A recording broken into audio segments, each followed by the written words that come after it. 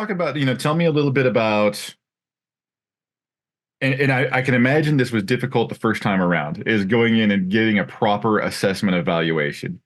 But I mean, you've done it a few times now. You're pretty experienced, and so how do you go through that when you are?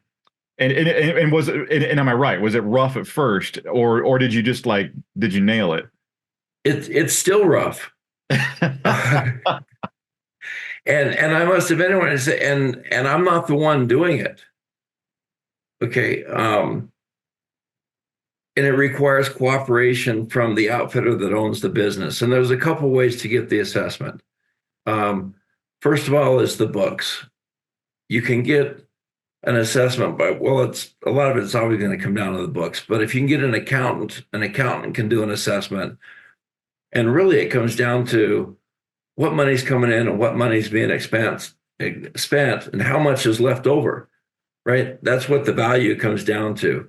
It doesn't matter really how good the hunting is.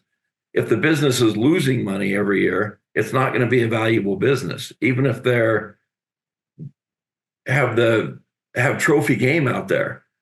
It's that. And so one way is get an accountant, and it's interesting. I talked to a lot of sellers, and these outfitting owners, most of them have owned their business for a long time, and they've got a lot of blood, sweat, and tears that they put into that business.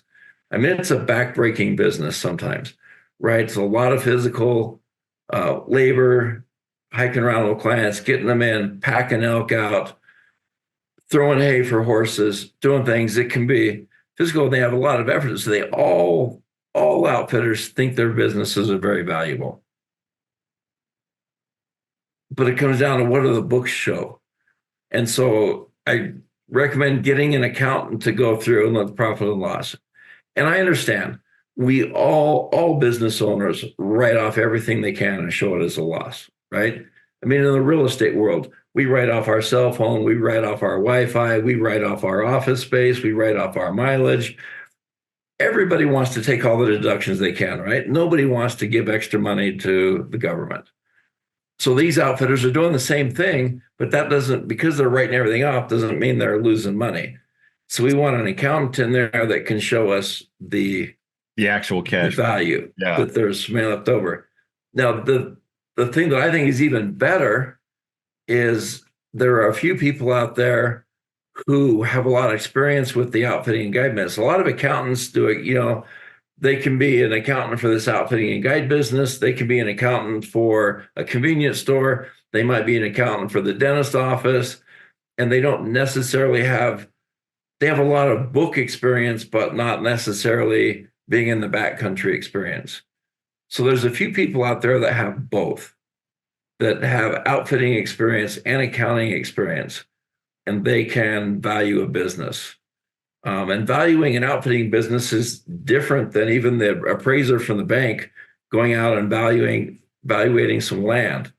One of the examples I give, an outfitter's livestock, the horse or mule that they have is generally trained to pack and to respond to anybody riding it, because it could be any hunters, and every hunter that comes in has a different level of experience of being on a horse or a mule. Some of these animals, I was on an outfit once where we left at 3:00 in the morning because we were going to go way back one day. We were going 12 miles back or something like that. We left in the dark, and I was amazed. We turned our flashlights off, and it was moonlight and stars is the only light we had. And these horses and mules are going down the trail. And at one point I could hear the creek about 50 feet below me. And it's dark, and these animals are still packing people down there. Now that's a different quality of animal than the horse somebody gives their kid to take to 4-H. I was going to say too, and you got to take into account as well how many, and I'm not going to assume everybody listening has been around horses. I am not a master horseman by any means, but I do know that a lot of horses out there are jerks, and it's only one person on the planet that can ride them. to Right. have a horse that's trained to accept anybody and ride them through the wilderness is kind of that increases the value substantially. And unless somebody doing the valuation understands that, you could really get an improper valuation. Is what kind of where I think you're Correct. is what I'm picking And up. an evaluation can also change based on the area they're hunting in. We all know that there are some hunting areas are better than other hunting areas. So you may have two exact businesses, but just hunt in different areas, and the values may be different just because of where they hunt. So not all accountants are going to understand that either. So you need somebody who can understand that, and they might use a different multiplier when they're doing the EBITDA and figured out the value of that business. But it's important to figure that out for every seller, because I guarantee you every buyer is going to be worried about the value. And I understand that the seller thinks their business is valued to the max, right? Just like every landowner thinks their land is valued at the max. Every homeowner thinks their house is valued at the most, right? We've got a personal interest in it, but we've got to get a realistic value established. And that is one of the most important things at getting to a successful sale. I was going to say that's the emotional value that you run into a lot of times, where someone wants to sell the land and they're like, that's the rock I proposed to my wife on, or I'm just making up stuff, right? But like that's the rock I proposed to my wife on. That's a valuable rock, and to anybody else that's coming in to buy it, that is just a rock, Right. and that's you have to take that, of course, like to whatever it is, like the field, right? Like whatever grows up out of the land for agriculture could be more valuable because you grew it, but to everybody else, it's just corn, right? So there's a huge difference there that it's almost like you're almost taking on a counseling role, right? Where when you're working with somebody, walking them down, like, okay, like I understand, and you put a lot of blood, sweat, and tears into this, but this is the market value of what you have here, the asset. That's a Right. difficult conversation.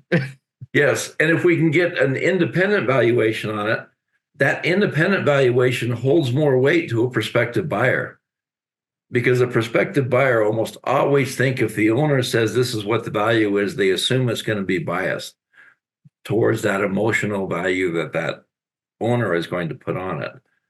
So having something that's an independent valuation can really help get a buyer to progress to the point where they might be putting that offer in and working down and getting to that successful sale. And so how have you gone about, we've kind of gone into a little bit of the valuation. Well, I guess a better question is, are we skipping anything in the valuation process? Because we kind of talked about horses. We've talked about the hunting land itself. What about pots and pans and stuff like that? You just look at open market, like what is this pot and pan worth kind of thing?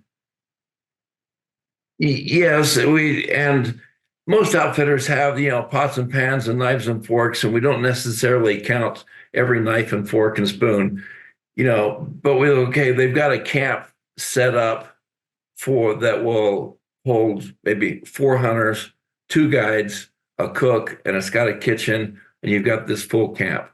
We'll look at the big items, the wall tents, but we will get a breakdown of those assets. And it might say there's, 10 wall tents that are this size and there's that. But then we're going to get down. It might be there's one set of cookware, right, for this camp, instead of having, there's 4 pots and 2 of them are frying pans, and, Oh, getting okay. Yeah. the detail like that. I get 6 sets of forks and spoons, and so you might get down to where you got one kitchen set or one camp set worth of kitchenware or things.